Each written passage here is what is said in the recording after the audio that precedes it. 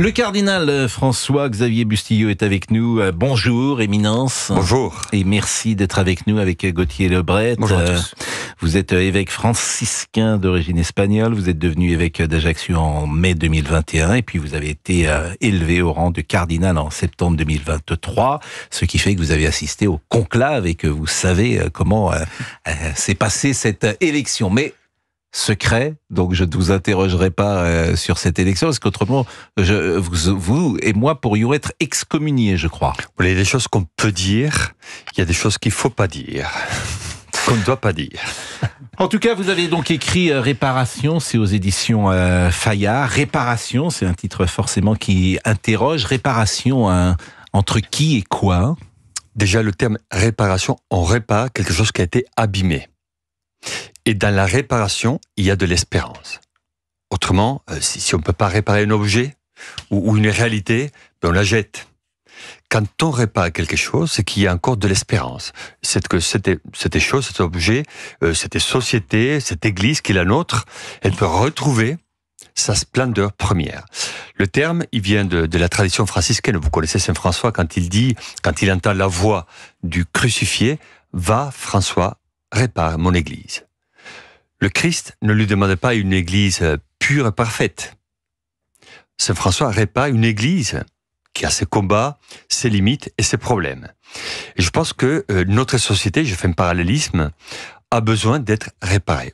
Quand on voit la violence, les tensions, les crispations sociales, tu te dis, mais on a un potentiel, on a un idéal, on a des possibilités, on ne peut pas et on ne doit pas se limiter à constater les difficultés, à décrire les problèmes, à faire la liste des difficultés de notre société occidentale et française, mais il faut agir.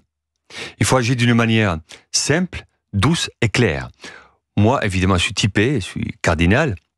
Moi, je dois agir et réagir avec le patrimoine, les valeurs et les principes que je trouve important pour notre société. Et par la réparation, moi je critique dans la première partie une certaine vision de notre société que je n'accepte pas et que je trouve qu'elle nous fait souffrir parce qu'elle vient d'une souffrance et quelque part on perpétue la souffrance. Laquelle? Et moi je fais ma proposition. Mais laquelle? Lorsque vous dites que cette société me fait souffrir, en quoi vous n'êtes pas d'accord, si j'ose dire, avec cette société, en quoi elle vous fait souffrir? Quand je vois les actualités, les faits divers, quand on voit que des adolescents sortent le couteau à la première difficulté, quand je vois les problèmes de guerre en Ukraine, à Gaza, les difficultés du monde. C'est l'histoire du monde. C'est l'histoire du monde. C'est l'histoire du monde depuis 2000 ans. Et c'est l'histoire de l'humanité. L'humanité est blessée, elle va continuer. Mais en tant que croyant, moi je me dis, je ne peux pas me limiter à constater. Mais alors que faire? Voilà, justement, ce livre apporte des réponses qui ne sont pas très simples et très faciles, mais je pense qu'il faut ressusciter dans la réparation, il faut ressusciter ces valeurs qui ont fait notre civilisation chrétienne. Quand Jésus dit aimez-vous les uns les autres, ce n'est pas de la poésie, c'est pas évident non plus. Quand il dit aimez vos ennemis, c'est exigeant, ça prend du temps. Il faut la volonté et la force. Quand Jésus dit ne jugez pas, ne condamnez pas, donnez, pardonnez, pour moi ces termes ne sont pas juste des termes sympathiques qu'on écoute à la messe et c'est fini. Ce sont des termes qui doivent provoquer une révolution intérieure, parce qu'il faut les accepter, et ensuite ces termes doivent provoquer une qualité relationnelle qu'on cherche tous. Alors, ce qui est intéressant aussi, c'est effectivement la société dont vous parlez, mais les implications, j'ai envie de dire, pratiques. Et c'est ça, peut-être, qui peut intéresser ceux qui nous écoutent. Quelle attitude, quel geste simple dans nos vies quotidiennes pour réparer? Moi, je crois que ce qu'on entend partout, c'est le mal et le côté sombre. Et dans la vie de tous les jours, moi, je le vois dans ma vie ordinaire, mais je pense que vous aussi, comme nous rencontrons des personnes lumineuses, simple. Il y a des gestes de générosité, de simplicité, de politesse. Je ne demande pas de la haute mystique. Mais l'autre jour, j'étais à Montpellier, à l'aéroport. Il y avait une dame qui était enceinte. Elle attendait, comme tout le monde, on était tous debout. Il y avait 4 ou 5 personnes qui étaient assises. Une dame se levait pour donner la place à cette femme enceinte. Ok, c'est le domaine de la politesse, de la cordialité, de la normalité. Mais moi, je me suis dit, ce geste, il est simple, il est naturel, il est beau, mais j'ai dit à cette dame, merci. Pourquoi ? Parce que finalement, on voit le bien, mais on ne le célèbre pas. Et peut-être qu'il nous faut passer à un niveau différent, dans lequel on est capable aussi de célébrer ces gestes simples de la vie ordinaire, qui font du bien aux autres, et qui montrent aussi que à l'intérieur des personnes, il n'y a pas que le côté sombre, il y a du bon et du bien.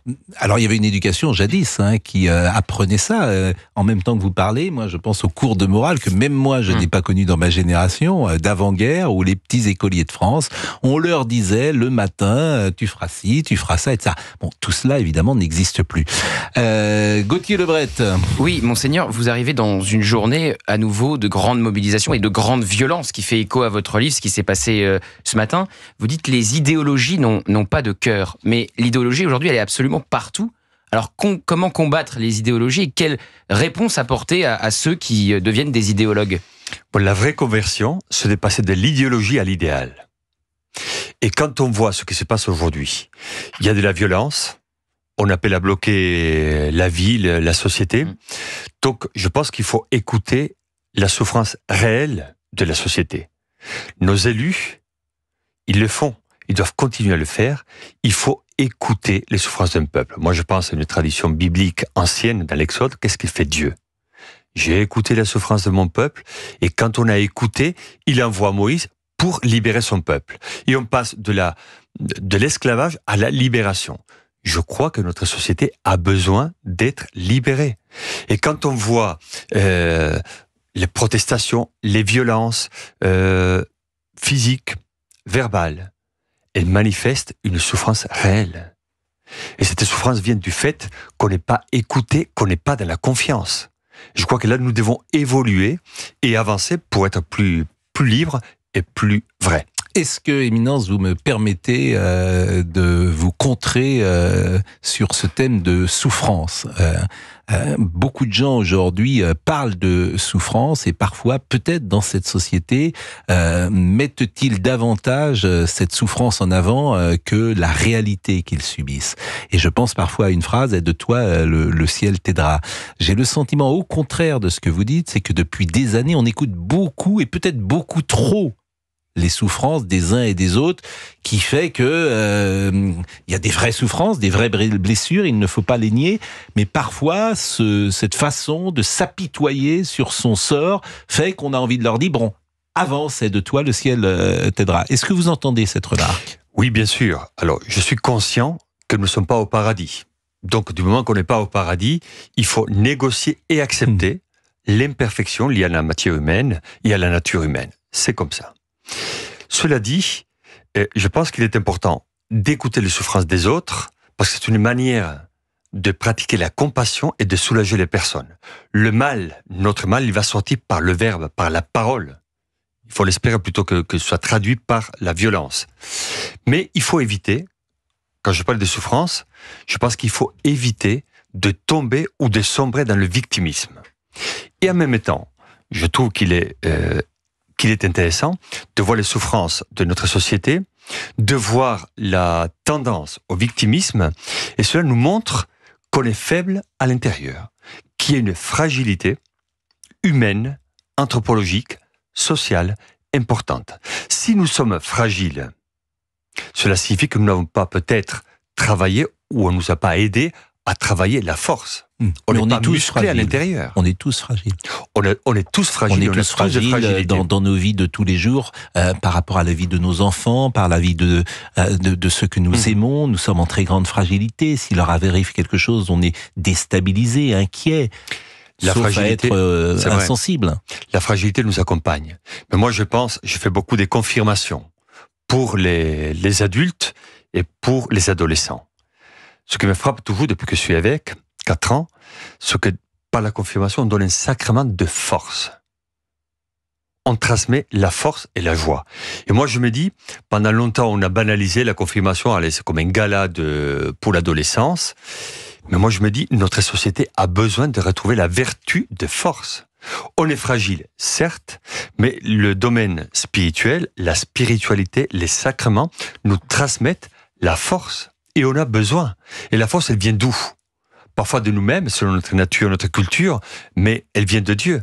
Et alors on a besoin de retrouver, il me semble, cet équilibre entre nos souffrances, nos fragilités, la tentation du victimisme, et demander au Seigneur, ça c'est je prêche pour ma paroisse, la vertu des forces, pour avoir une structure intérieure, une colonne vertébrale, pour retrouver la solidité et la mobilité. Autrement, il est facile de s'asseoir, de pleurer et de disparaître. C'est pas le but de la vie. Le cardinal François-Xavier Bustillo est avec nous. D'ailleurs, je vois que c'est cardinal François Bustillo qui est écrit sur la couverture. Donc, je me suis dit que le Xavier avait disparu. Le Xavier, il a disparu. Bon, c'est le prénom de mon baptême. Oui. Mais on m'a toujours appelé François. Donc, vous avez publié Réparation, c'est chez Fayard, et vous êtes un homme de l'Église, et ça nous amène évidemment, au-delà du constat que vous faites, à parler précisément de l'Église. Et vous appelez à réparer les fractures. Mais comment cette Église peut-elle se poser en guide aujourd'hui? Elle a eu des soucis ou des scandales ces dernières années, et elle a besoin peut-être de retrouver une crédibilité dans l'opinion publique, et on s'aperçoit notamment que beaucoup de jeunes viennent vers elle, beaucoup de jeunes demandent le baptême dans une période aussi complexe que la nôtre aujourd'hui. La réparation de l'Église continue, parce que l'Église est une institution en conversion permanente. On ne peut pas dire, ça y est, c'est bon, on tourne la page. Il y a de l'humanité dans l'Église, il y a de l'humanité dans les responsables de l'Église, donc nous sommes en état de conversion permanente. Donc il faut être toujours vigilant et attentif. On n'est pas névrosé, on n'est pas paranoïaque, mais on est attentif et vigilant à l'évolution de l'Église. Vous l'avez dit, on a connu dans l'histoire, parce qu'il nous arrivait souvent, moi je rencontre des personnes qui ne sont pas très catholiques, pas trop d'église, ils vont me sortir les plaies de l'église, les prêtres pédophiles, l'Inquisition, les croisades, la richesse du Vatican, les interdits moraux, ok. On nous sort les 5 plaies de l'église, ok, mais c'est l'histoire. Aujourd'hui, nous devons apprendre de l'histoire et donner des réponses à la société, à l'humanité. Parce qu'il y a une soif, vous l'avez dit, les jeunes, ils attendent. Il y a une soif de la part des jeunes. Qu'est-ce qu'on offre ? De la morale, une justification du passé, la nostalgie. Je pense que nous devons offrir l'âme de l'Église. On connaît souvent dans l'Église le côté politique, logistique, l'organisation, les failles. Souvent on est listé, on nous liste. Quand je rencontre des personnes en dehors du cadre ecclésial, on nous dit oui, mais vous n'avez plus de vocation, les gens vont pas à la messe, etc., etc. Ok, c'est vrai. On est fragile, mais on n'est pas mort. Et donc l'Église doit avoir la capacité de se ressourcer en Jésus-Christ. Et l'Église doit offrir à la société son âme, ce qu'on ne voit pas. Qui connaît aujourd'hui l'Évangile ? Qui connaît ce que Jésus a dit ? Jésus est plutôt exotique. L'Église, on la connaît. Et surtout, le côté un peu les failles. Mais Jésus-Christ, qui le connaît ? Et à mon avis, l'enjeu, il est là. Quand des personnes cherchent partout le bien-être, la joie, le bonheur, vous faites un tour dans les aéroports ou dans les gares, il y a souvent des livres, des écrits. On cherche le bonheur, on cherche à être heureux, le développement personnel. Si on écrit autant, c'est qu'il y a une soif d'une vie différente. Pendant des années, on a beaucoup insisté sur la voix, le pouvoir, le savoir, le faire, et l'être. Qui le soigne ? Qui soigne l'être ? Je pense que l'Église peut apporter, sans arrogance et sans complexe, une âme, une qualité d'écoute, une qualité relationnelle pour que la société aille mieux. Alors, sur ces fractures, vous mettez en cause les réseaux sociaux et les médias. Et ça, évidemment, ça va nous intéresser. Vous dites, les réseaux sociaux et les médias se font aujourd'hui arène où la vindicte populaire s'abat sur l'homme ou la femme désigné comme coupable par le tribunal mouvant de l'opinion. Est-ce que les journalistes que nous sommes doivent faire un examen de conscience ? On fait tous un examen de conscience, même les prêtres et les cardinaux. Toujours. Il est toujours de faire un examen de conscience parce que on prend conscience, justement, du réel, de ce qu'on est et de ce qu'on fait. Donc ça nous aide aussi à avancer, à grandir. Mais évidemment, je suis un peu dans la provocation terminologique. Mais je suis conscient qu'on ne peut pas généraliser. Mais je me dis, souvent on véhicule par les médias, par les réseaux sociaux, des paroles, des messages qui sont plutôt négatifs, sombres. Et je pense qu'il serait bien utile, mais comme on l'a dit tout à l'heure, parfois la générosité, la bienveillance, la bonté, ce sont des non-événements, ça fait pas la une des journaux. Mais il est important, à mon avis, de retrouver et de célébrer. Et vous trouvez qu'il y a du lynchage dans les médias, sur les réseaux sociaux ? Parfois, écoutez, moi je vois quand il y a des personnalités publiques, on l'a vu aussi en politique, avec quelle facilité on dit un tel a dit, et tout le monde, il y a un tsunami de critiques, et on diffuse. Alors on dit les noms d'une personnalité publique, politique ou autre, c'est pas, ou un évêque ou c'est pas quoi. On met son nom par Internet, et on va trouver les polémiques, le côté sombre, ce qu'il a taché, ce qu'il a fait de mal, etc.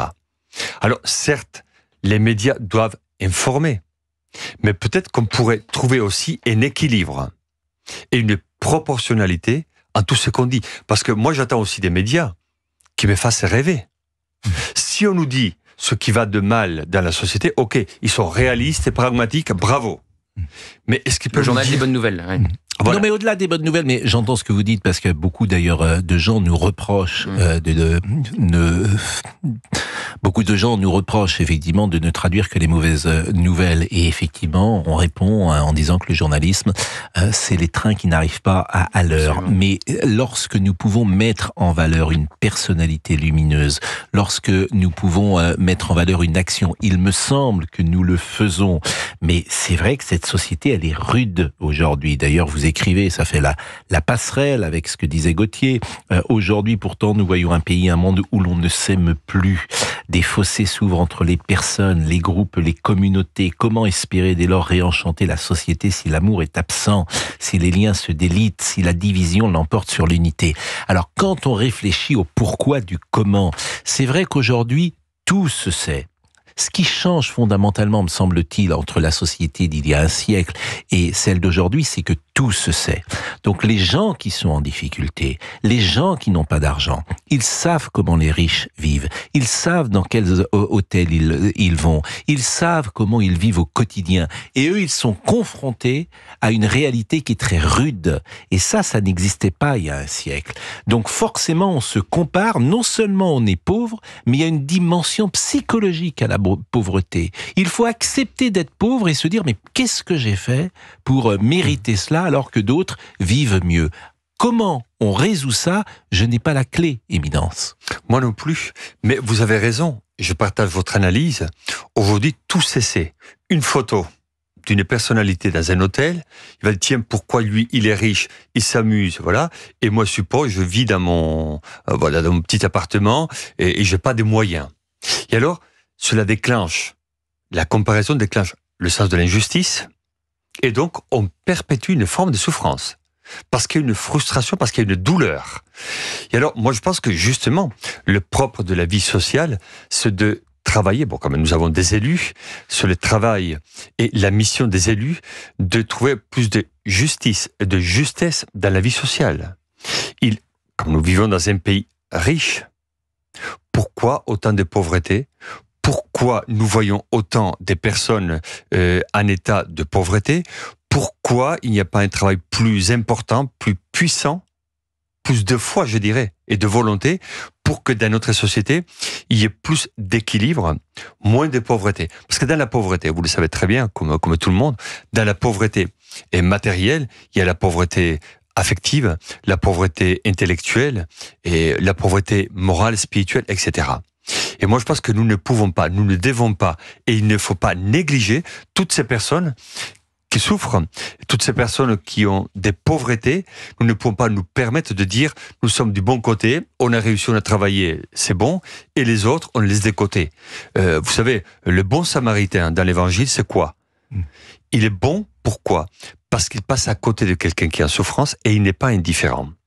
Et moi, je pense qu'aujourd'hui, et par rapport à toutes ces situations aussi de pauvreté, de souffrance et d'injustice, moi, je pense qu'il faut ressusciter la bonté. L'Évangile ne nous demandait pas des péripéties mystiques. Mais quand on voit le bon samaritain, quand on voit le bon larron, etc., on nous demande de la bonté. Et la bonté, elle est importante. Et la bonté, c'est la traduction de l'amour dans la vie pratique. Mais ça va pas être simple parce qu'au-delà des actions personnelles, il y a aussi des sociétés qui ont changé. C'est vrai que vous habitez aujourd'hui en Corse, dans une société qui est assez différente. Je m'aperçois, par exemple, qu'il y a peu d'EHPAD en Corse. Pourquoi ? Parce que traditionnellement, on accompagne les anciens chez soi, on les garde chez soi.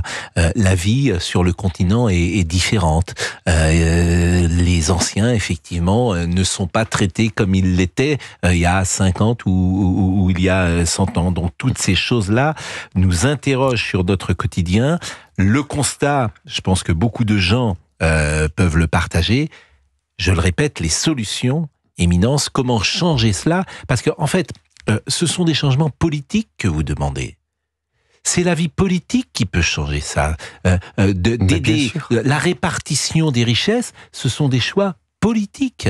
Mais bien sûr, qui a le pouvoir réel de changer une société ? Ceux qui sont élus par le peuple et pour le peuple. Donc il faut faire confiance à nos élus. Alors, je suis conscient avec ce qu'on vit ces jours-ci, c'est un peu compliqué, mais moi je suis convaincu, je cite 2 domaines, le domaine de la politique. Il faut encourager les politiques. Si on n'encourageait pas les politiques, comme je l'ai dit dans Réparation, et on encourage le désordre social, l'anarchie, la tyrannie, etc. Et donc, les politiques qui encouragent ça aussi. Hein. Voilà. Les politiques qui veulent l'anarchie, ça existe aussi. Mais c'est pour ça qu'il est important quand même de les encourager pour qu'ils soient cohérents avec leur mission, qu'ils n'oublient pas d'où ils viennent et par qui ils ont été élus. Donc d'abord, encourager l'engagement politique. La démocratie, elle est fragile. Hein. S'il n'y a pas d'engagement, la démocratie tombe. Deuxième aspect, les politiques aussi peuvent et doivent évoluer et se convertir. Et moi, je pense qu'ils évoluent et se convertissent. J'utilise un terme un peu spirituel, mais dans la conversion, il y a tout évolution et progrès. Et donc, je pense que nos politiques doivent pratiquer l'écoute, la proximité, parce que quand il y a l'écoute et la proximité, on se rend compte de la réalité telle qu'elle est. Et après, s'ils sont élus, ils ont les moyens aussi pour trouver des solutions. Et dans des situations et des moments critiques comme les nôtres, moi je crois qu'il faut aller au-delà de la politique et des finances. Souvent, on a délégué aux politiques et à l'économie la gestion de l'humanité.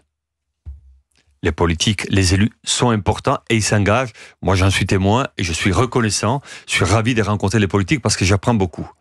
Les finances, on a besoin, mais quand même dans la vie sociale, par rapport à ces situations de pauvreté, d'injustice qu'on voit dans la société.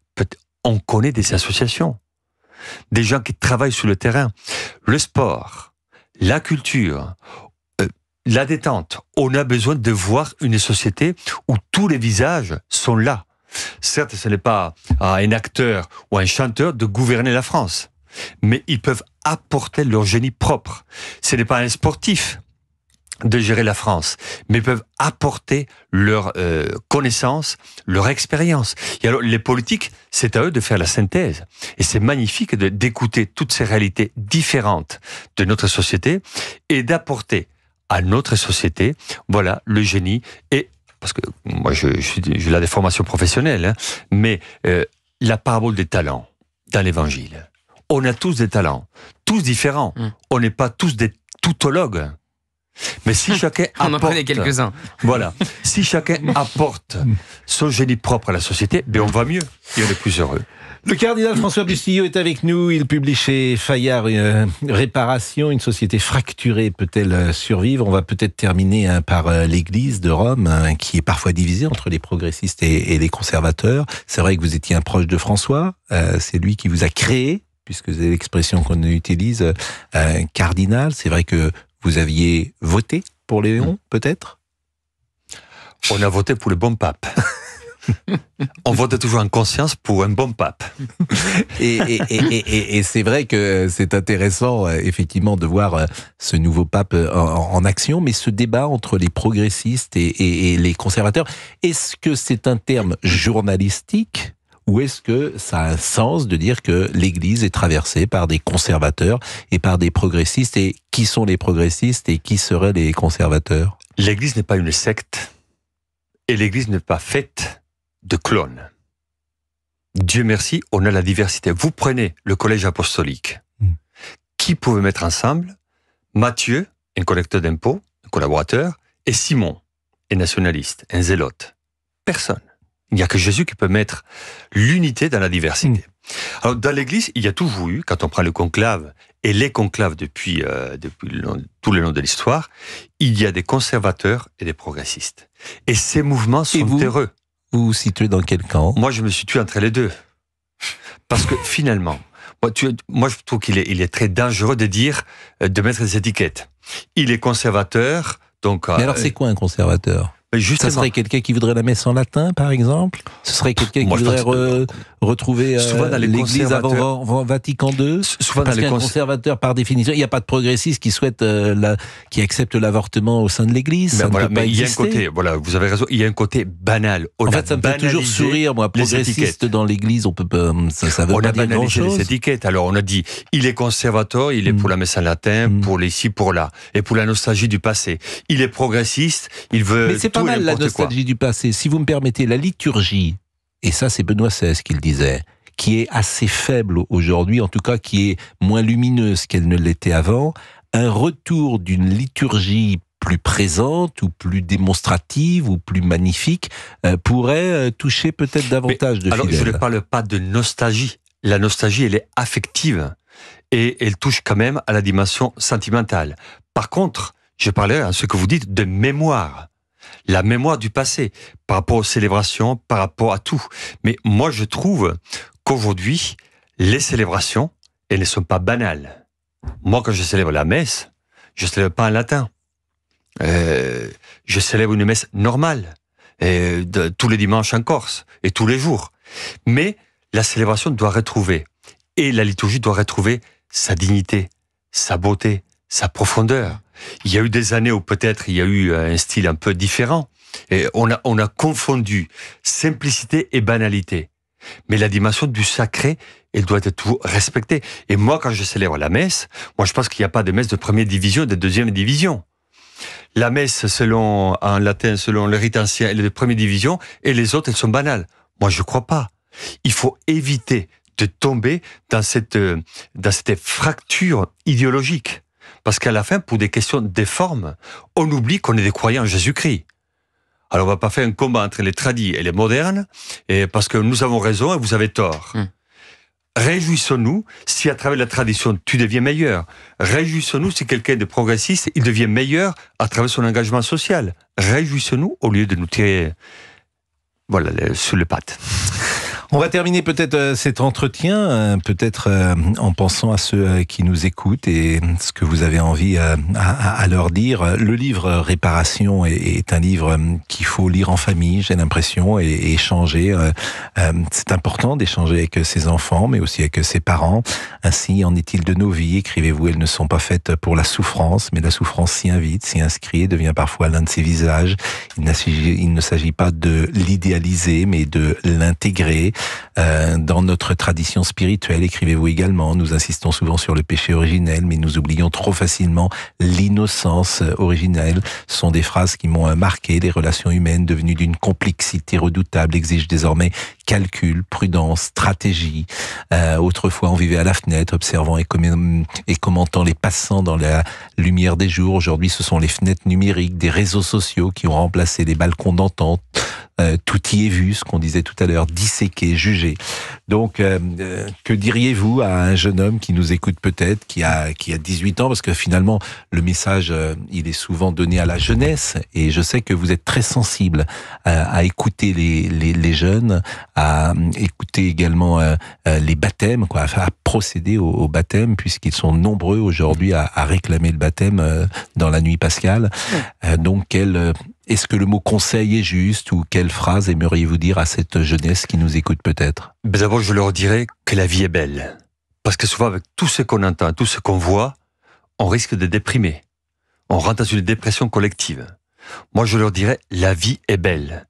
Et il faut la bâtir. Il faut avoir de la vision. Je pense que nos jeunes ont un potentiel extraordinaire. Mais qui les écoute? Qui les conseille? On a beaucoup de coachs pour le sport, pour l'alimentation, pour plein de choses. Il nous faudrait aussi retrouver la dimension de l'accompagnement intérieur, spirituel, viser l'être et le bien des jeunes. Moi, je suis convaincu que les jeunes vont nous surprendre. Moi, je le vois aussi dans ma vie ordinaire. Parfois, on te prend dans un aéroport, on t'arrête, on te pose des questions très directes et existentielles. Donc, lesquelles, par exemple? Quelle est la question qu'on vous pose le plus? Je me rappelle que dans un aéroport, à Orly, vous voyez, c'est pas, comme je vous dis, c'est pas un lieu très mystique, hein. Et un jeune de 19 ans m'arrête, me parle, me dit, voilà, je suis pas très croyant, mais comme je suis ouvert, je pose plein de questions sur la mort. Et on a parlé pendant 20 minutes de la mort. À une époque, on nous parlait du mariage des prêtres, ma génération, le mariage des prêtres, l'ordination des femmes, toutes ces questions. Les jeunes de 19 ans, aujourd'hui, se posent des questions par rapport à l'avenir, l'amour, la mort, les vraies questions. Et moi, je pense qu'il faut développer, je leur dirais aux jeunes, ne développez pas une mentalité judiciaire, développez une mentalité philosophique. On se pose des questions, on cherche les réponses et on va de l'avant. Parce qu'autrement, on rentre dans le système Facebook, j'aime pas, suppose je suis contre, il n'y a pas de réflexion. Je crois que les jeunes ont besoin de retrouver l'espace, la réflexion. Après, il y a des questions graves. Il faut aller là où il faut. Mais pour les questions existentielles, simples de la vie, il faut frapper à la porte de l'église. Moi, je connais, et nous connaissons tous, des évêques, des prêtres, des religieux, des religieuses, des laïcs, qui ont des capacités extraordinaires. Parlons de l'essentiel, parlons de la vie et essayons de bâtir un monde meilleur. S'il faut réparer une société abîmée, c'est parce que nous croyons à un monde meilleur.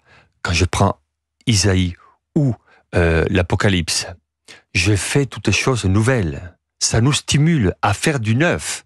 L'évangile n'est pas vieux. Il faut faire du neuf. Il ne s'agit pas d'être un peu exubérant, de faire n'importe quoi, d'être bohème. Mais faire du neuf, déclencher ce qu'il y a de beau et de bien, d'audacieux en nous, déclencher la créativité. N'oublions pas que Dieu est créateur. Et nous sommes créatifs. N'oublions pas que la parole de Dieu est créatrice. Si nous avions des paroles créatrices, capables d'aller de l'avant, de susciter l'espérance, la joie de vivre, je pense que nous serions sur le bon chemin. C'est ce que je crois et ce que je prêche.